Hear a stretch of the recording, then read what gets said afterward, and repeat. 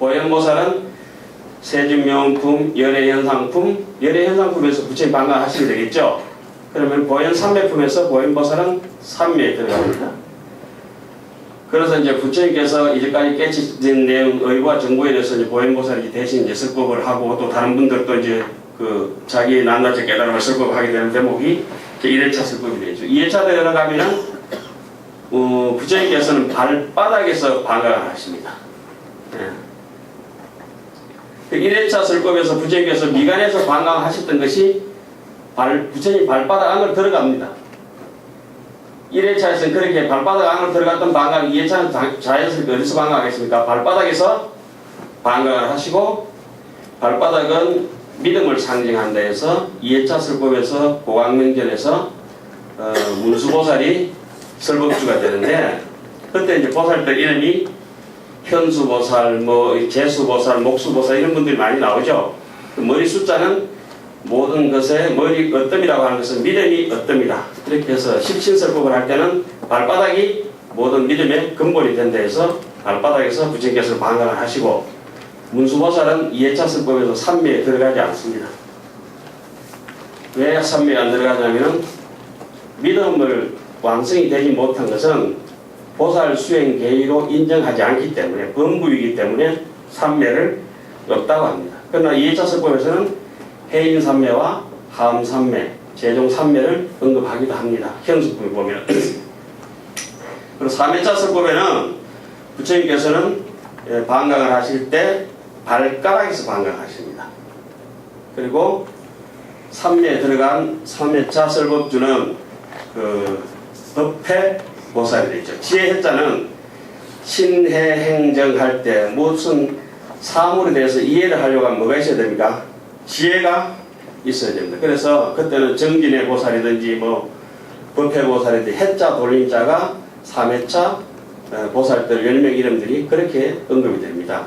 그때 부처님께서는 발가락에서 방광하는데, 발가락이란 이해를 한다고 이론이 갖춰진다고 하는 것은 이 그립할 수 있는 힘, 지탱할 수 있는 힘, 이 발가락이 있으면은 땅을 믿음을 딛고 유지할 수 있는 힘이 생기지 않습니까? 그래서 신해, 그런 의미가 이제 발가락에서 2회차, 3회차 설법에서 방광을 하게 되고, 그때 설법주는 그 법회 보살이 되죠.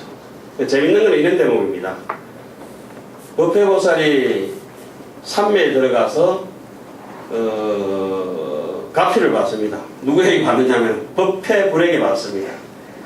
몇 명의 법회 불에게 받냐면은 1천 불찰 미진수 세계 법회 불에게 법회 보살이 가피를 받게 됩니다. 그리고 일어나서 설법을 합니다.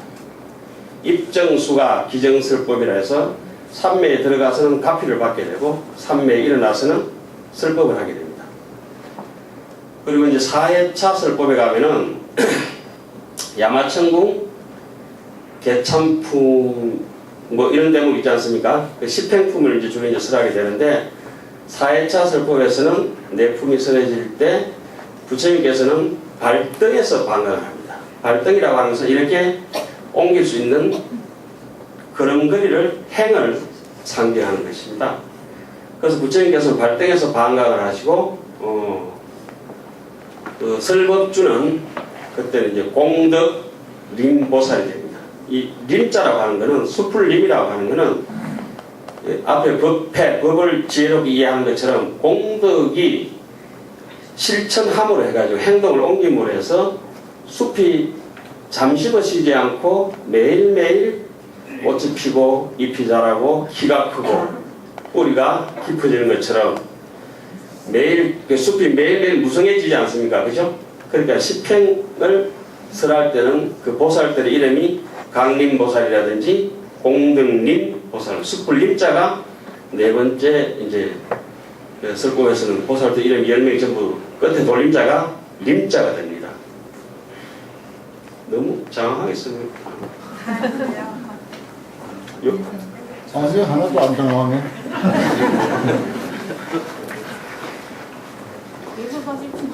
예. 그래 공덕이 매일매일 자라는 것 같다고 해서 공덕님 보살이 제4회차 설법주가 되고, 그 3회차 설법에는 선방편 삼매, 4회차는 선사유 삼매. 사유를 잘해야, 깊이 사유를 할 수 있는 힘이 있어야 생각한 뒤에 행동하지 않습니까? 그래서 삼매에 들어가는 이름들도 그렇게 정해 놓습니다. 그러나 이 하체 방광할 때는 부처님께서 발바닥이나 발가락이나 발등이나 무릎에서 방광할 때는 삼매의 이름이 없습니다.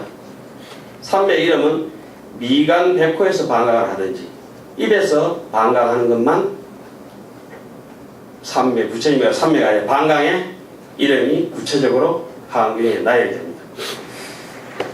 그리고 이제 5회차 설법에 가서는 금강당보살이죠. 설법주가. 당이라고 하는 것은 기대당자, 높이 올라간다. 높이 올려서 멀리 있는 사람들도 볼 수 있는, 해양할 수 있는 그런 의미를 가지게 되겠습니다. 당자 중에 쉽게 얘기하자면 태양이 허공 중에 높이 떠가 있는 것을 뭐 기대 정도가 아니라 높이 떠가 그런 정도를 당이라고 이렇게 해석하시면 되겠습니다. 그래서 해양을 할 때는 작은 곳에서 먼 데까지 전달하고자 하는 의지가 있기 때문에 그 중에서 이제 금강이라고 하는 것은 은유적인 의미를 깔고 있는 우리의 자성의 그냥 밝은 자리 아니겠습니까? 그래서 금강당 보살이 뭐 조금 전에 좀 생략을 했습니다만은 금강당 보살이 삼매에 들어가서 보살 지강 삼매에 들어갑니다. 십지품에서는 대지강 삼매에 들어가고 지강 삼매에 들어가서 가피를 받게 되는데 누구에게 받겠습니까? 금강당 부처님께 받습니다. 그러니까 십주품에서는 일천 불찰 미진수 세계 일천 법회보살에게 가피를 받고 법회 부처님에게 가피를 받고 그 다음에 공덕님 보살은 1만 공덕님 부처님께 가피를 받게 되고 십회양품에서는 10만 금강당 불께 금강당 보살이 그 10만 불찰 미진수 세계의 금강당 부처님으로부터 가피를 받게 되겠습니다. 그것은 뭐 사과꽃에 사과 열리고 배꽃에 배 열리고 감꽃에 감이 열리는 것처럼 그 이름이 그 이름입니다. 그러니까 수행의 입장에서는 보살이 하고 결과는 부처님이라 이렇게 표현하는 것 같습니다. 그래서 금강당 10회항이 끝나고 난 뒤에 그때는 이제 10회항이니까 부처님께서 당연히 무릎에서 방광을 하시죠. 무릎은 굴신작용이 있어서 굽히는 것은 옹졸하고 조금 못나고 비좁은 생각들이고 펼치는 것은 해양할 때 향자 대자 대비시. 그래서 십회양품을 설하기 전에 부처님께서는 무릎에서 방광하신다고 그 의미를 그 이치로 살피는 게 훨씬 맞는 것 같습니다. 부처님께서 뭐 무릎을 방광하셨냐 안 했었냐 이거는 뭐 유치원생도 그런 정도로 다 이해할 수 있는 것 같습니다. 그리고 십지품을 설할 때는 타자재천에서 설해지는데 부처님께서는 백호 미간에서 방광하시면서 여기서부터는 수행자들의 진정한 수행이다. 그래서 십지품을 설할 때는 일성 중도 정견을 말씀하시기 때문에 백호 미간에서 방광하시는데 금강장 보살이 설법주인 금강장 보살이 10억 불찰 미진수 금강장 부처님께 가피를 받습니다. 그러니까 지금 보면 1천, 1만, 10만, 10억 이렇게 점층적으로 해놓은 것도 마치 우리가 작은 열매 하나가 지금 매실 조그만 열매가 있지 않습니까? 조금 해가지고 잘 익어가듯이 마치 감이 나중에 완전한 홍시가 돼서 물에 익듯이 그렇게 1천이다. 그 수행의 정도에 따라서 1만이다. 10만이다. 10억이다. 이렇게 표현하는 것 같습니다. 그래서 천상설법이 이제 백호 위관에서 타자재천까지 끝나고 나서 7회차 설법에서는 부처님께서 방광을 2번 하시게 됩니다. 설법의식은 부처님께서 반드시 방광을 하시고 설법주는 뭐라 했습니까? 삼매에 들어가고 그 삼매에 깨어나서는 그 가피력으로 위실력을 의지해서 법을 설하게 되는 것이죠. 7회차 설법에서는 부처님께서는 찰나제 삼매에 들어가십니다. 다른 사람이 삼매에 들어가시는 게 아니고 부처님께서 직접 찰나제 삼매에 들어가시고 열애수호 강명공덕품이나 아성지품에서 친설하시죠. 직접 설하시는 대목이 7회차에서 9품이 있습니다. 나머지 품들은 보살들이라든지 참석한 대중들이 부처님의 깨달음에 견주어서 그걸 본받아서 자기가 조금씩 부분적으로 깨친 세계를 나타내는 것이고, 7회차 설법에 가면은 부처님께서 직접 아성지품과 열애수호 강명공덕품, 부처님의 수호 강명 30 이상 80종의 강명이 이렇게 나타낸다 이러면은 부처님만 설할 수 있는 것 같습니다. 그래서 7회차 설법에는 부처님께서 방광을 2번 하시는데, 첫 번째 방광은 미간에서 방광하셔가지고 열애, 성기, 묘덕, 보살의 정수리로 들어갑니다. 그러니까 부처님께서 미간 방광이 열애, 성기, 묘덕, 보살의 정수리로 들어갔다는 것은 지난 시간에 우리 수업했다시피 그런 것이 간정수기, 마정수기, 부처님의 법을 온전히 전해받았다고 이렇게 생각이 되어집니다. 그리고 또 부처님께서는 또 한 번 더 방광을 하십니다. 7회차 설법에서 부처님께서 입에서 방광을 하십니다. 구중 방광을 하시고, 부처님 입에서 방광하신 방광은 이천 보현보살의 입속으로 들어가게 됩니다. 그러면서 7회차 설법이 마쳐집니다. 쭉 설명은 되겠죠. 그 8회차 설법에 보면 부처님의 방광이 없습니다. 마치 2회차 설법에서 설법주의 삼매가 없듯이 보현보살이 8회차 이세간품의 설법주가 되는데, 7회차에서 부처님으로부터 마우스 투 마우스, 입에서 입으로 전달되기 때문에 보현보살이 설법 자체가 뭐가 되겠습니까? 부처님의 방광이 된다고 이렇게 생각이 됩니다. 그래서 8회차 설법에서는 보현보살이 불화장음 삼매에 들어가지만, 삼매에는 들어가지만 보현보살이 부처님의 방광은 없습니다. 그리고 9회차 설법으로 넘어가면은 근본법회에서 이제 부처님께서 그 유명한 사자빈신 삼매에 들어가십니다. 그래서 사자빈신 삼매에 들어가시고 나면은 들어가셨는데, 부처님의 삼매의 의미와 그 현상들을 광염당도 수미당 이런 보살들 나오죠. 예, 광염당도 수미당 뭐 지위력 보살 뭐 이런 뭐 여하튼 보살들이 한 500명의 이름이 쫙 근본법회에서 열거가 됩니다. 그와 더불어서 부처님의 최고 뛰어난 제자들이라고 하는 성문들도 사리부를 위시해서 500명이 같이 언급이 됩니다. 그때 부처님께서 사자민신 삼매에 들어가고 그 뜻을 설명하고 여러 가지 신통 변화가 일어나는데, 보살들은 그 부처님의 신통 변화와 법문의 내용을 알아듣는데, 보현보살에 부처님의 10대 제자를 위시해서 이름이 다 언급이 됩니다. 그분들은 알아듣지를 못합니다. 그래서 그 유명하게 우리는 한경을 흔히 뭐라 합니까? 설법을 하니까 여롱, 여맹이란 말이 있지 않습니까? 그게 입법개품, 근본법회에 그런 얘기가 나오죠. 눈먼 사람 같고 힘온 사람 같아서 부처님의 제자들이라도 알아듣지 못했다. 그러니까 부처님께서 다시 거기서 삼매에 드셨다가, 다른 데는 방광을 먼저 하시고 삼매에 드셨는데 삼매에 드셨다가 방광을 하시게 됩니다. 보조, 삼세, 뭐 법계, 방광인가 그렇게 하십니다. 법계문 강명을 놓으면은 거기에 대해서 문수보살이 참탄을 합니다. 계속으로. 그래도 부처님의 제자들이나 일반 사람들은 그 뜻을 알아차리지 못합니다. 그래서 문수보살이 이래서 안 되겠다 이렇게 생각하시고, 그 선주누각을 나와서 남쪽으로 이제 길을 옮기게 되는데, 그때 이제 사리부를 하고 이제 따라 나서려고 합니다. 그 사리부를 하고 따라 나서려고 하고, 그때 해중들이 있습니다. 그 세중들, 그 뭡니까 그 누구죠? 급여 비구 해각 등 나오지 않습니까, 그죠? 해각 비구하고 이런 어린 스님들이, 갑출구에 있는 스님들이 사리불에게 우리도 부처님 저기 문수보살님 따라가고 싶습니다. 그러니까 사리불이 또 부처님께 여쭤서 저 어린 중들이 따라가고자 하는데 부처님 허락하실랍니까? 그래서 따라가서 뭐 공부가 미진하니까 가서 배워야지. 그런데 허락을 받고 그 사리불을 위시해서 어린 육천 비구가 문수보살을 따라 나서게 되는데 그때부터가 흔히 우리 얘기하는 지말법회라고 합니다. 지말법회에서 문수보살은 남쪽으로 이제 옮겨와가지고 복성, 그러니까 복복자 성, 복성 동쪽에서 과거로부터 모든 부처님께서 설법하시던 자리, 그러니까 이거는 진리고 정법이고 정통이 있다 이런 뜻을 의미하는 거겠죠.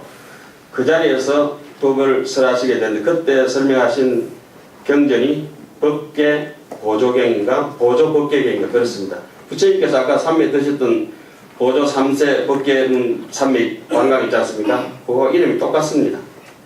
그 문수보살께서 이제 그 경을 설할 때 복성 동쪽에서 설하는데 복성 사람들하고 그게 이제 다른 대중들이 이제 시방에서 모여들게 되고 따라간 대중들도 모여들게 되고 그때 제일 발심했던 이가 선제동자입니다. 그 선제동자께 문수보살이 선제동자는 어떻게 돼서 인연의 내력을 설명하고 그 선제동자가 묻습니다. 어떻게 하면은 이 보살행을 제가 발심을 했는데 유지하고 깨달음 길로 안익따라 삼맥삼보리를 성취할 수 있습니까? 그러니까 보살행 중에서 가장 으뜸이 되는 것은 선지식을 섬기는 길이다. 그럼 선지식을 찾아가라. 그 선지식이 대표적으로 누구죠? 처음에 이제 덕운, 해운, 선주성 해서 53 선지식 앞부분 세 분은 비구 스님들부터 시작됩니다. 문수보살로 시작해서 그래서 이제 53 선지식을 찾아서 남쪽으로 가게 되는데 남쪽이라고 하는 것은 양명하다.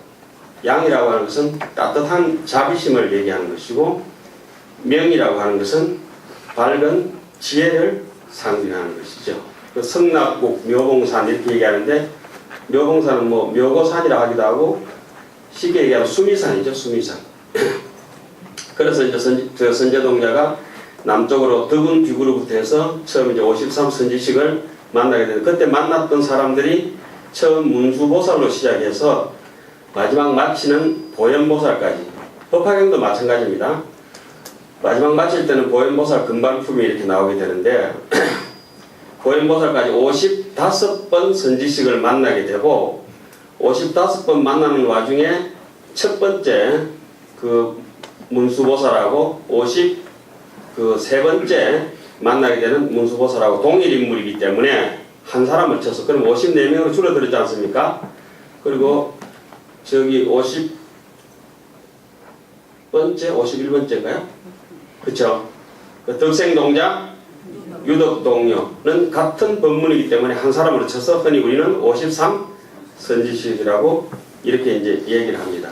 그 입법계품 중에서 전체적으로 이래 보면은 중요한 것은 처음에 보살 정신을 강조하기 위해서 우리 마음속에는 근본 지혜로부터 그 개발시키기 위해서 발심을 하기 위해서 문수보살로부터 시작을 하고 중간에서 비구스님들을 만나고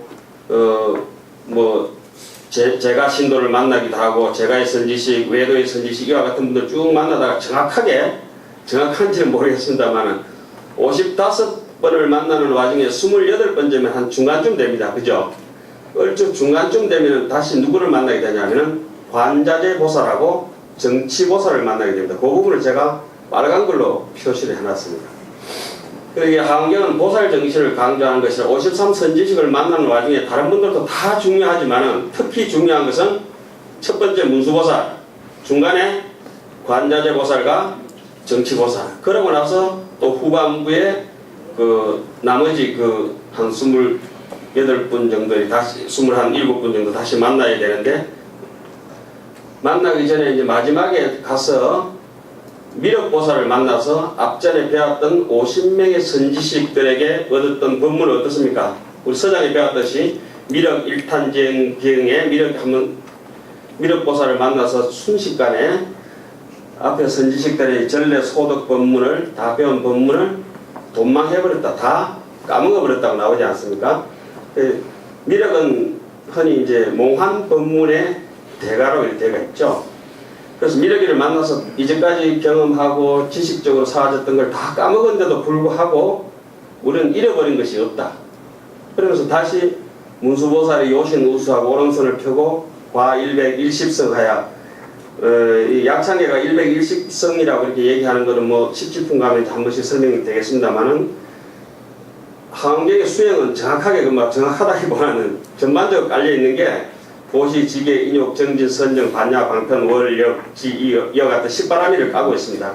그 10바라밀이 보시 속에서도 보시, 지계, 인욕 이렇게 중첩이 되어 있다고 이렇게 해서 120성이라고 이렇게 흔히 소처해서 해석을 하시는데, 문수보살이 120성을 지나와가지고 선제동자에게 마정수기를 내립니다.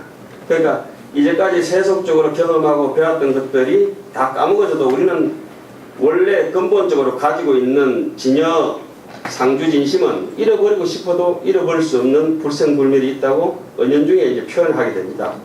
그 문수보살을 만나고 다시 이제 보현보살을 만나서 보현보살이 금강도랑에 앉아 계시는데 거기서 선제동자는 다시 한 번 더 마정수기를 받게 됩니다. 그래서 한계에서 여기 약창계 중에서 전체적으로 이제 보면 제일 뒤에 나오는 그 세 명의 보살들이 흔히 법화경을 얘기를 제가 잠시 언급을 해놨습니다. 미력은 자비를, 문수는 지혜를, 보혜는 행원을 상징한다. 이렇게 이제 그 설명을 해놨습니다. 그래서 보살 정신을 중요시하기 때문에 입법계품 전체 선지식을 보시더라도 그 한경 청양 스님께서도 그 1, 2, 3으로 해서 입법계품을 그렇게 보살들의 그 5명 보살을 나눠서 이제 해석을 해놨습니다. 그리고 이제 한경 전체적으로 보시는 법을 한번 말씀드리겠습니다. 아주 이건 좀 자질구레한 말씀인데요. 그 약창계 본문을 그냥 일반 유통분으로 해놓으면은 우리가 익숙한 유통분을 지금 우리 읽고 있는 유통분이 있지 않습니까? 그걸 해놓으면은 근거가 조금 저럴 것 같아서 해인사에서 1885년도에 하원법화 약창계 총지라고 하는 책이 있습니다. 목판본이. 그것을 근거로 해가지고 해놨기 때문에 일반의 유통분하고는 조금 다른 글자가 있을 수도 있습니다. 예. 그래도 그 교관본을 정확하게 어디 목판본을 근거하는 게 좋을 것 같아서 그걸로 이제 해놨습니다. 그래서 약창계 본문을 연두색으로 해놓은 것은 이 약창계는 를 읽음으로 해서 산에 수풀이 자라는 것처럼 우리의 공덕이 조금 더 정장됐으면 좋겠다는 의미로 연두색을 이렇게 만들고요. 뭐 좀 자질구레한 말씀입니다. 그리고 저기 진한 색깔이 있습니다. 파란 색깔, 진한 색깔이 1, 2, 3 해놓은 대목 있지 않습니까? 입법계품에 그 보살 행하는 대목 있지 않습니까? 보살행은 저 바다와 같이 뭐 만행 무궁하기 때문에 저 바다에 조개도 살고 꼬막도 살고 뭐 미역, 다시마, 뭐 꽁치, 참치, 얄고등어, 문어, 낙지 다 살기 때문에 그렇게 바다와 같은 모든 사람들의 마음을 받아주는 보살행을 행한다 이렇게 해서 그건 의도적으로 색깔을 바다 색깔로 칠해놨습니다. 그래서 공덕을 쌓는 데에서 산과 바다 그리고 하늘 색깔은 하늘은 청정하고 맑기도 하고 또 밝기도 하고 툭 펴져가지고 장애되고 막힘이 없는 그런 것들이니까 하늘 색깔을 의미하고 노란 거는 뭐겠습니까? 땅입니다. 땅은 뭐 이게 강물질 검은 이게 옷 같은 것도 품고 있고 이렇지만은 그 모든 곡식들을 밑에 뿌리를 내리고 자랄 수 있게 하고 땅을 기반해서 모든 것이 그 땅이 만물을 길러내고 그런 터전이 되고 밭이 되니까 그렇게 천지와 산해를 산과 바다 하늘과 땅 그렇게 다 표현해 놨습니다.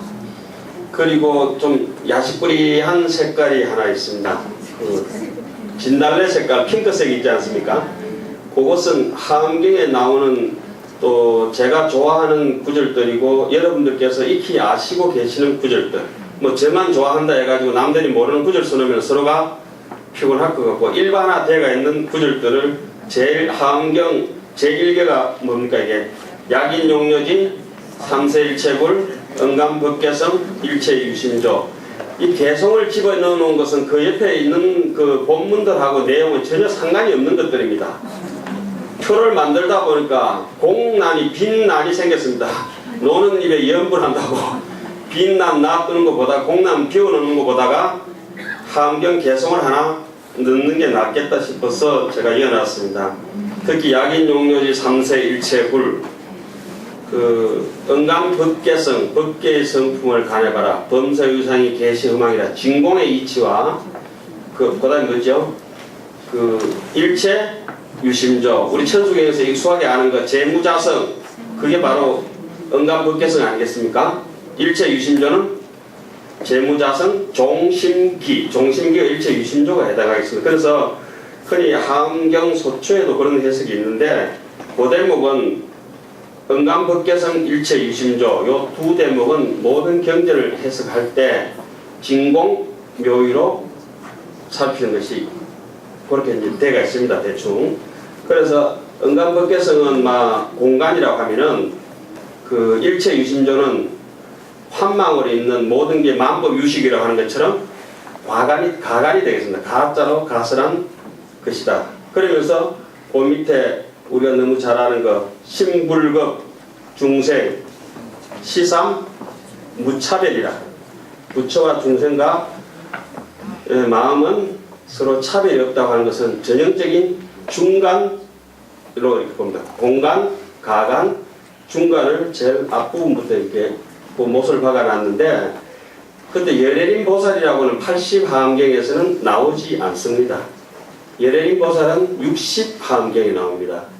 60하암경은 7처 8회인데 7처 8회 34품인데 8회라고 하는 것은 도강명전 3회차 설법이 60하암경에는 없습니다. 그 34품은 제1회차 설법에서 세간 정암품하고 노사나 불품 두 품만 있는데 여기서는 세주묘음, 열애현상, 보현삼매, 세계성지, 하장색이 있지 않습니까? 이 품이 80하암경에서는 더 들어가 있고 60하암경에는 그 네 품이 없습니다. 1회차 설법에서. 그리고 7회차 설법에 가서 10정품이 없고 7회차 설법은 80하암경에서는 7회차가 보강명전 2차 설법 아닙니까? 그죠?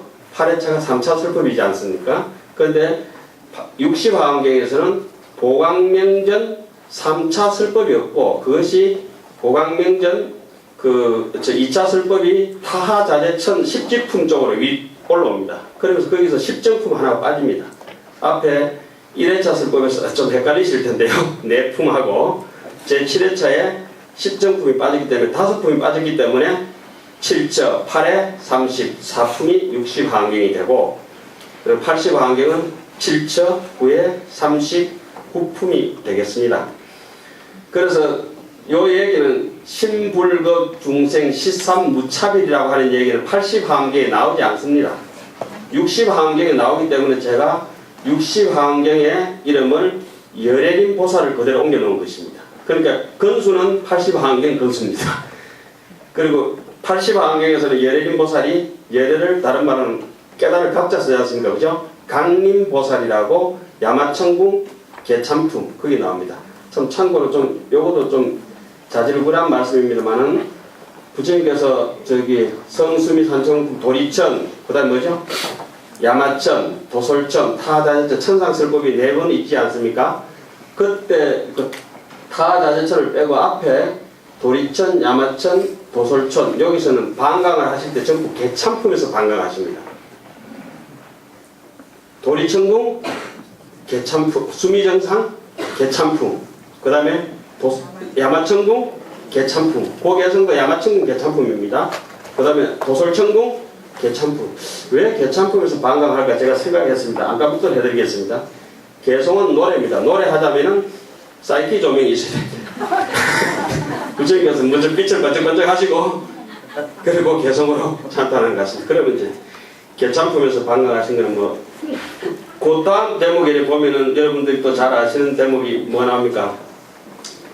그 귀신론 대목 빼고요. 불신보변 시방중 예? 보현중생 보현일체 중생전 수영부강 이부주 이양차처 보리자 그게 이제 전형적으로 우리 부처님께서 이 자리에 옮기지 않으면서 보리수에 와서 옮기자 다른 데 다 설법하시다는 대목 그 열애 현상법에 나오는 유명한 구절이 않습니까? 그 구절을 이제 거기 이제 설명했는 것이 뭐 그냥 청강유수 청강을 해야지 다 이해가실 것 같고 그 밑에 대목은 그 여러분들 잘 아시죠? 여인 수타고의 자무 반전분이라 어법에 불수행하면 보살 다문도 영여시라고 하는 거 그런 대목들이 우리가 뭐 주옥같이 알고 있는 대목이지 않습니까? 조회합시다.